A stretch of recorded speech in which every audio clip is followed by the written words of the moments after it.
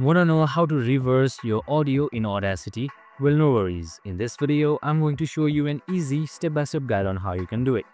It's super simple and under a minute, so let's get straight to it. Now, first things first, simply open up your Audacity application and then you can just simply import any audio file that you want. Just simply hit towards file, select import and import it. Now, once you've done that, here you should be seeing this audio file right here. Just simply double click to select all or just select Ctrl+A on your keyboard. Now just simply hit towards effect right here and then head towards special, and once you're under special, once you've hovered on it, you should be seeing reverse. That should be right below repeat. Just simply select it and your reverse should be successful just like this. So you can already change the waveform, so you can already see the waveform changing right here as well. And that's it, super simple and easy. You can just simply select space bar to play it out and you're good to go. I hope this video helped. If it did, make sure to like, subscribe and tune in with us for more of these videos. See you in the next one.